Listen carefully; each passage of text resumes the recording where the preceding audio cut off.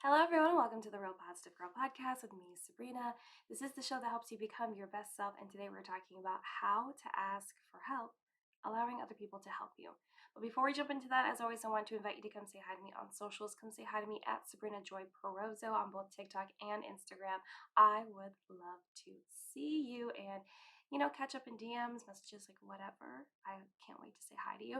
And check the show notes below for how to spell that name. Also, to sign up for the weekly newsletter that comes out every Wednesday evening at between 6 to 8 p.m. PST. And I just share a little bit deeper, vulnerable articles, like stories and things that could be helpful to you, and examples, and just random thoughts from my heart. And also, if I have anything to announce, it's going to be there. If I have anything to share behind the scenes or just catch up on anything that you may have missed, it's all going to be there. There's also a special thing that I'm doing, and the link will probably only exist on this podcast episode, not going forward, is because it's going to close at the end of the week. But if you are listening to this episode when it releases, I am doing I don't know what you call it, like free Christmas cards. Basically, I am offering that anyone that would like to receive a Christmas or a non-holiday specific card from me with an encouraging message for the season and the upcoming year, you can sign up with the link to the form on my website. And so I will put that link in the show notes for just today. And it'll probably be there for like a week, but then it'll disappear. And you can sign up. And again, you can sign up for getting a Christmas card that says actually Merry Christmas. Or if you would like a non-specific holiday card, I have cards that like literally just a snowman on it. And I can still send you a message. When you sign up through the link, which is a link to the form on my website, there's like a little drop down at the end of the form where you can choose Christmas or non-holiday specific. And anyway, so sign up for that. It's totally free. It's just me wanting to send Christmas cards. And anyone that likes to receive Christmas cards during this time of year, maybe you don't receive a lot from friends and family, or you never do, or you just like to receive mail. That's awesome too. So check that out. And then all the other links that are down in the show notes. That's about it. So let's go ahead and just jump into today's topic, which again is how to ask for help, allowing other people to help you. So I don't do this well, like at all. Asking for help, absolutely not. No, that's not. I would not say that's a top skill for me. No, absolutely not. Growing up, asking for help seemed like something weak to do, to be honest. Or when you didn't know how to do something, which was embarrassing because you didn't want to get caught not knowing something. That was it. It was like, oh no, you gotta figure it out. And this was like, well, it was in the time where the internet was like starting to become like a real thing. I remember, feeling this way before the internet, and then when we got the internet in our house, and I believe I was like 10 when we got the internet, and or 9 maybe, around there, and then still feeling that way. And obviously, when the internet first came out for people to have at home, there's going to be limited things that you can search on the internet. It is nothing compared to how it is now, and so there wasn't even that to run to or fall on when I didn't know something. So of course, like if I didn't know something, it was embarrassing. I felt like it was weak to ask for help because you should just be able to figure it out or do it on your own. And I couldn't ask for help unless I absolutely needed it. Absolutely. Like there was no other way. It had to be done. And I had to be ready for like a lecture on how to do it. So it wasn't just like this nice, oh yeah, let me show you how. It's like, oh no, okay, I have to show you how, to show you the whole thing and detailed, and how do you not know this, and blah blah blah, all that baked in. So, be ready for that lecture. Be ready for a chit chat about like why I should already know how to do it, or why I don't need help, why I actually don't need help, and or they didn't want to help. So, those were the four choices. And man, sheesh, can't you tell how unhealthy my mindset was growing up, right? But this is really how it was for me, and how it probably was for many of you. There was this fear in asking for help because of the painful emotional repercussions you'd receive for doing so. And let's be honest, it really sucked, right? You don't want to you don't want to like indefinitely live in fear of asking someone for help, especially if it's like an authority figure or a parent or something like that. And they are, as most people think, they are meant to be there to help you, to hold your hand, to make sure that you're safe. And the fact that that wasn't always the thing for many of us, and that asking for help just seemed so far gone, like the absolute last resort, as opposed to like the second or the third choice. Because it's still important to figure out how to do something on your own. Like, see if you can, if it's safe to do so. Now, if it's not safe to do so, and you need to get someone else to help because it's going to be heavy, it's something that would definitely be an unsafe situation. Then yeah, ask for help. There's no problem with that. But yeah, oh man, I could just it's rough thinking about that. Like, man, my mindset was so messed up. And that happened a lot in school, not just like at home life. I'm sure that other people can account to the fact that it's like that bled over into school. So it wasn't until I think it was fourth grade that I ended up getting eyeglasses because I just would not admit to the fact that I needed help seeing, that I wanted to, you know, I needed to like sit up front. And I came up with so many excuses for like I can't see, or excuses for why I needed to sit close to the front, despite like teachers having um, like seat assignments and things like that. And so until finally I was kind of busted, and it was realized that I needed a pair of glasses. So it's just that kind of thing of having that fear. But I'm here to tell you today that you don't have to be afraid to ask for help, because it's one of the best things we could do for ourselves. And I'm trying to remind myself of that every single day, because the fear still lingers in me of asking for help. And before we go any further, I was actually amazed the fact that I hadn't already done an episode on this topic. And the only reason I discovered it is because right now I'm doing 31 days of winter wellness on Instagram and TikTok. And so, and on my blog, on my website. So, oh yeah, notice I'm back on blogs every day for 31 days. And so it's kind of like my own version of Vlogmas. Just I feel like less committed, because it's not like these full length videos that take super long to edit. And anyway, I started creating blogs, but when I would get to the end of the blog and I would want to like recommend something for you to learn more about what I was talking about in that short blog or in the video, or whatever it is, I immediately always jump to like, okay, well, I probably already did a podcast episode on that. And then I realized, no, I had not. I had not actually done a direct, like, single how to ask for help podcast.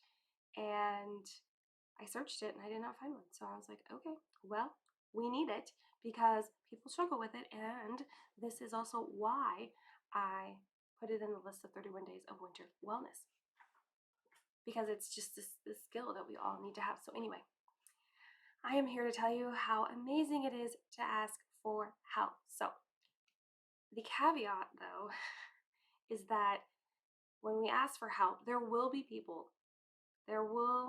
unfortunately be people that still behave the way we are used to people behaving when we've asked for help in the past. But the majority of people will want to help, but there will be a subset of people that are like, no, I don't want to help, or let me give you a lecture, or oh my gosh, let me just really like force you, push you, encourage you to degrade yourself and feel less than because you don't know how to do this thing. And then like the whole like, oh well, you don't know how to do this, everyone knows how to do this, or everyone knows this, or blah blah blah. And it's so annoying, because I am sure there's a majority of people that don't know like most things, because they haven't been exposed to it, they haven't had an experience with it. They live in a different country, so that's like not their normal thing. There's so many reasons. It's annoying. Can you tell I'm annoying? Yeah, it's annoying. So anyway, the caveat is there will be people that will just behave like foolishly, but the majority of people want to be helpful. And, allowing other people to help you gives the helper, the person that you ask for help or that wants to give help, an opportunity to use their gifts and talents in what they are skilled in, right? I would say that it's like almost a gift to the helper to have them help you, especially in a task they are really suited for based on skills alone. Now, if you ask someone for help and they want to give you help and they're not necessarily skilled in whatever it is you're asking them to do, that doesn't mean that it's not going to be a good experience or it's not going to be worth it or whatever else. It's still this like genuine experience where they want to help, and it's just so amazing. However, I just feel like that doubles down in the most positive way when you ask someone to help you with something that they are truly like really good at. They're really gifted at it, and typically they're more excited to help you because they know they're really good at it, and they know that it's not going to be this big deal to help you because they're just like, I do this all the time, right? So it's just so important that allowing people to help us, whether we're asking them or they're offering and they're really good at it or they just want to help in whatever way they can, it's all freaking magical and amazing. So today, I want to share with you some tips on the best way to get out of our own fixed mindsets and ask people for help when we need it or just when we want it. Because this isn't about just needing help, this is about also wanting help because we feel like it would be easier, more efficient, and or maybe you want to have someone help you because that person would benefit from learning how to do this thing that you kind of already know how to do or you do know how to do. It'd just be better if you had someone help you do it. So just keep that in mind. But before we get into that, it is important, again, let's round back to this, to accept that there will be times when we will experience rejection. And that just really sucks, right? I don't like rejection. It's kind of scary. Let's be honest. And, it's like one of the rejection. Man, have I done an episode on that? I need to go look because if not, we need one. We need one. There are certain topics that I know for a fact that I haven't talked about in the podcast because I know that it's going to be more research and digging a little deeper than I've recently had time for because I don't want to just just do half a job. I need to do the full job so I can provide you with the best knowledge. And there's even some topics that I've done in the past 3 years that this podcast has existed that I need to redo because I am, more knowledgeable, more capable of doing certain research and conveying a message anyway. Rejection is scary. It can be really scary. And, we will experience that from time to time and we have to just accept it. It's a fact of life, right? Not everyone likes to help. And it doesn't matter the reason that they don't like to help, like whether they just don't like to help or they don't want to help or they don't feel like they need to help or whatever it is, or they come up with some other random excuse. Um, or or feels like they can help, or feels like they can't help rather. Like it's either like they don't want to help or they feel like they can't help. And this is more because of their own mindset and like possible like imposter syndrome issues where they, that they have experience doing this thing that you need help with, but they're like, oh no, I'm not like a professional or not like done it long enough or like whatever other like excuses they come up with their mind. So they say no, right? And so if on top of the no that they give you, they give you grief about asking for help, which is probably more so going to be in the first example, which is like people just not wanting to help, they don't like to help. Make sure that you shut them down for projecting their insecurities onto you when they really need to focus on themselves, okay? Because I can't stand it. I can't stand it when you ask someone for help and they're like, no, I don't want to help. And I can't believe you're asking me for help, or I can't believe that, you need help, or blah, blah, with this and all this crap. Or they tried to spin it on you and they're like, yeah, well, I'm not going to help you because you never helped me. And, you know how it goes. Just make sure that you're like, hey, listen, thanks for letting me know how you feel. But I also feel like you're just projecting all your insecurities on me, and I think you need to figure those out on your own and not involve me in that emotional work. I know that a lot of us will not feel confident enough to say that, but I'm just putting that out there as an example. Check the show notes. It'll be written there too if you need to have it like verbatim written down somewhere. So, but yeah, there will be rejection. People will not want to help. People will be afraid to help because they think there'll be some sort of consequence to doing so and whatever it is. So just accept that and know that going into this. And it's okay. It's okay. It's not a bad thing. It's not a fault or a failure or a mistake or anything. It just is a fact of life that we will face rejection. And the better, it's going to happen. And I know I keep saying the same thing over again, but I feel like if I say it over and over again to myself and I say it over and over again to you, then we'll come together and just accept it and it'll be okay. Hopefully, that is the hope. Maybe I'm being my naive about that, but I just hope.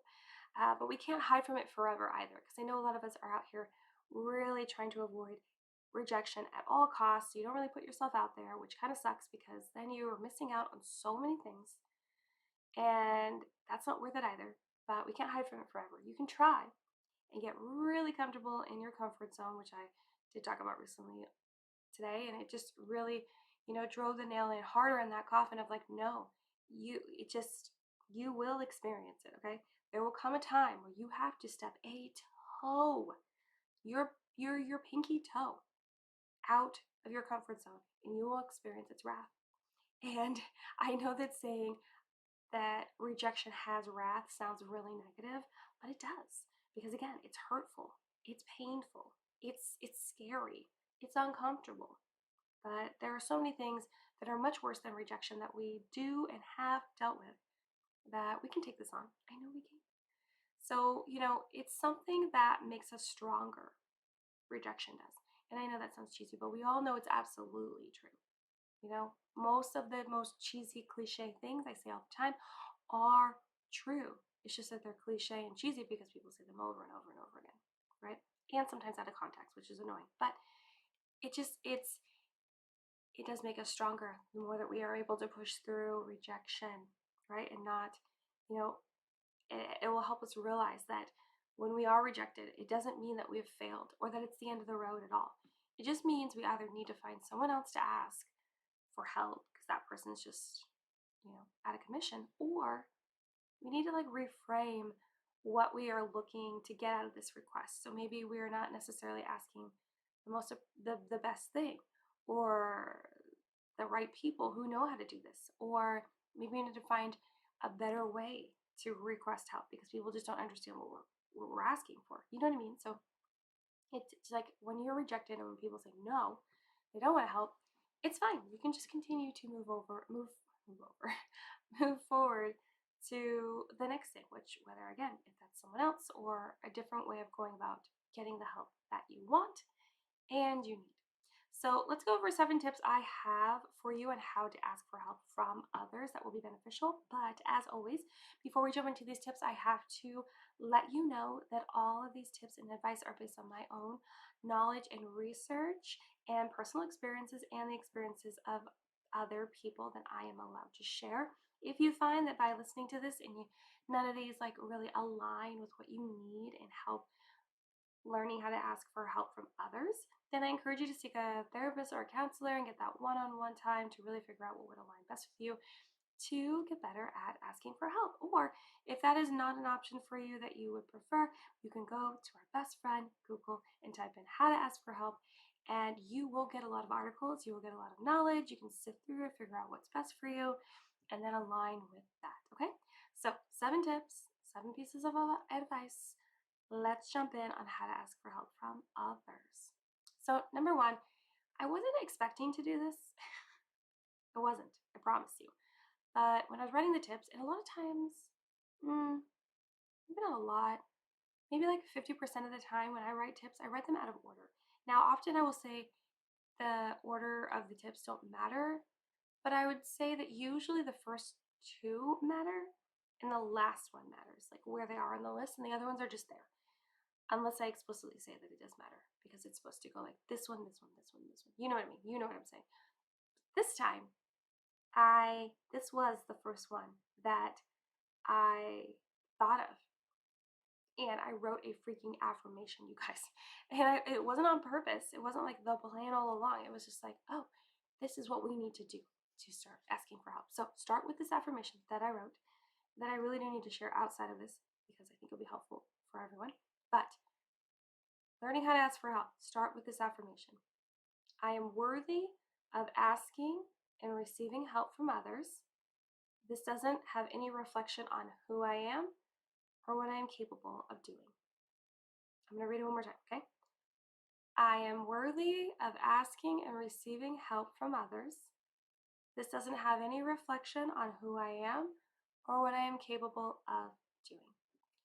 Now, the reason that I wrote this is that I wanted the first tip to be a way for you to come to that honest moment to believe that you have a right to ask for help. You are worthy of doing so. We all are, no matter what.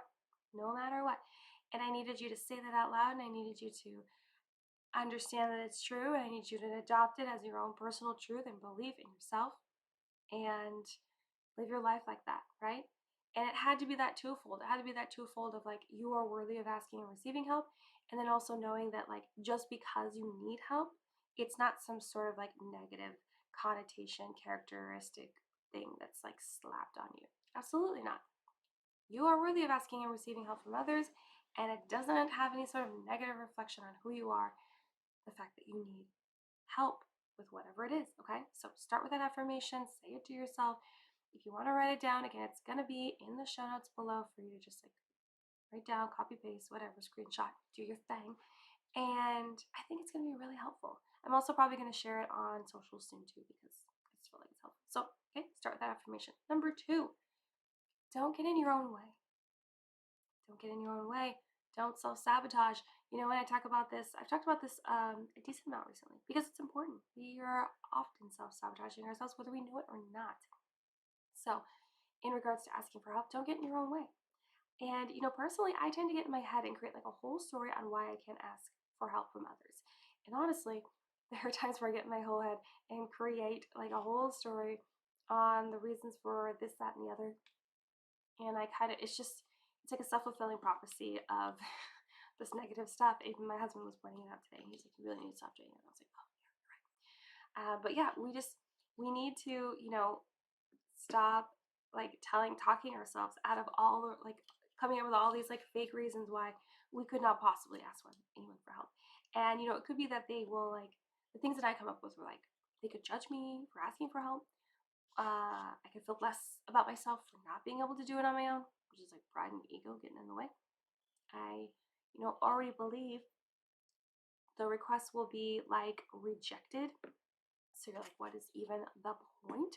Or even believe that we don't deserve to ask for help, which that would mean that you didn't start with the affirmation that I already talked about in tip number 1.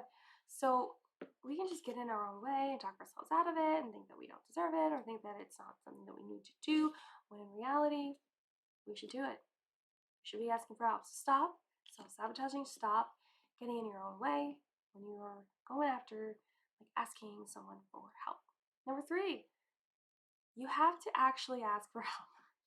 Now, after doing a lot of research and reading, I realized that I did need to put this in here as a tip because it's if you get stuck at tip number 2, even if you do the affirmation at 1 and then you know get stuck at 2 because you're getting in your own way, then if you look down the list and you're like, you have to actually ask for help. Because even if you like get out of your own way, there still has to be some sort of like request that is made from you. So don't try to be passive aggressive with your need for help.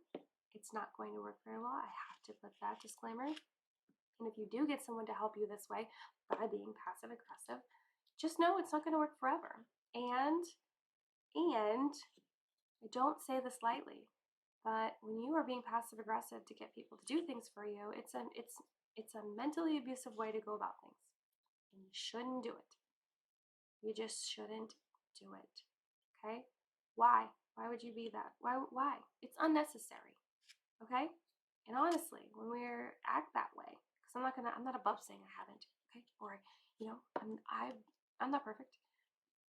But when we act passive aggressive, it's just we're hiding behind this attitude and fear and insecurities.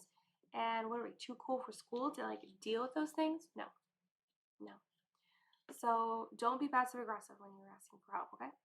And in regards to just actually having to ask for help, you know, it's got to like maybe it's a text message, maybe it's a phone call.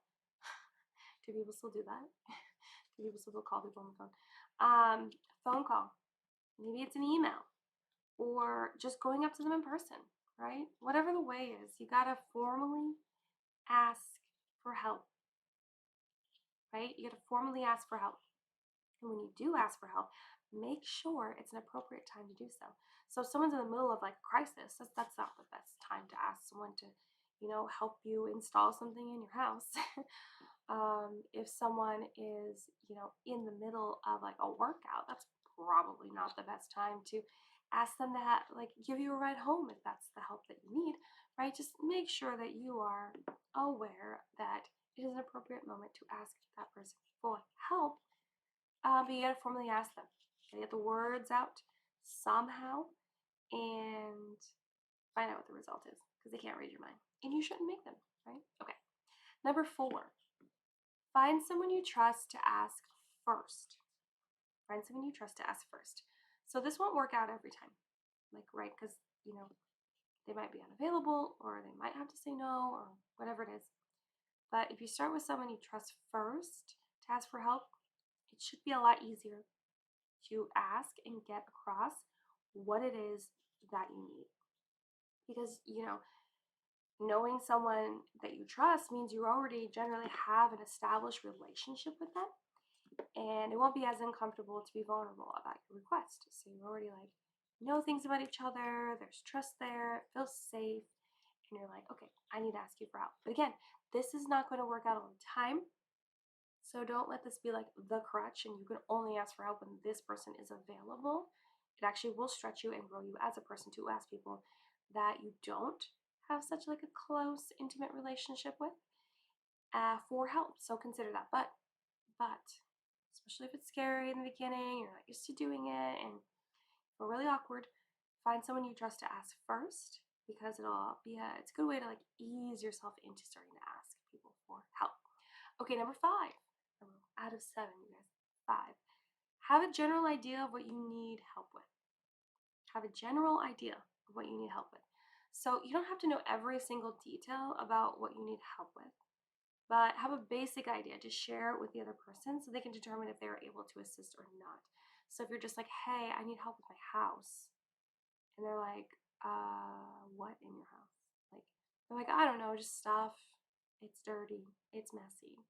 And you're like, okay, do you need someone to help you clean? Do you need someone to help you organize? Do you need someone to help you like purge stuff, like throw it away? Well, what do you need help with? And so you gotta like not the nitty gritty, but just like an overall scope of like what's happening, an idea, right? Have a basic idea. And then they can also determine if they can help. Because let's say that you're like, yeah, can you come help me like clean the house? And they're like, oh, I don't do that a lot, and I've actually like ruined spaces where I used bleach or the wrong products. I don't think I'd be very good at that.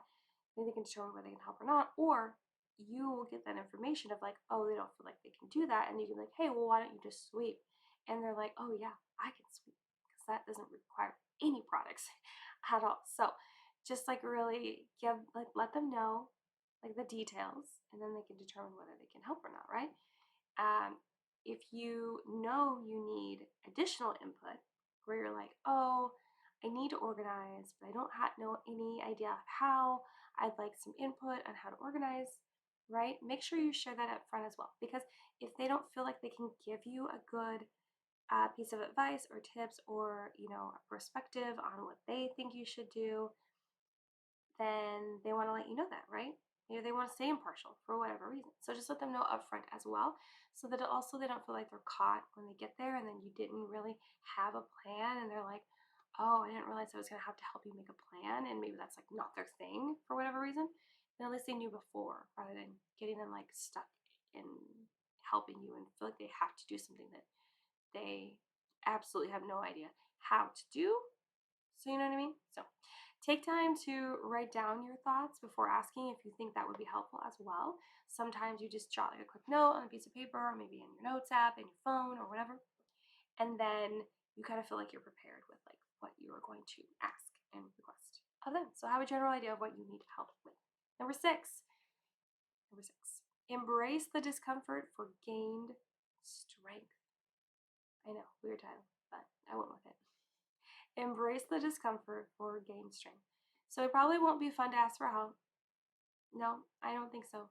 I think it'll be like a 2 out of 10, maybe a 4. I don't know. It'll be tough at first, especially if you're really uncomfortable doing it or you never do it. It will feel really uncomfortable. You might feel super awkward when you do it, and you might want to abort mission in the middle of doing it. You might be like, oh my gosh, no, we're not. You're like, hey, can I talk to you about something? And they're like, okay, like what do you want to talk to me about? And you're like, hey, well, I was just gonna like, and they're like, oh, what? What are you talking about? And you're like, no, just kidding. And they're like, are you sure? And you're like, yeah, it's great. And they're like, okay.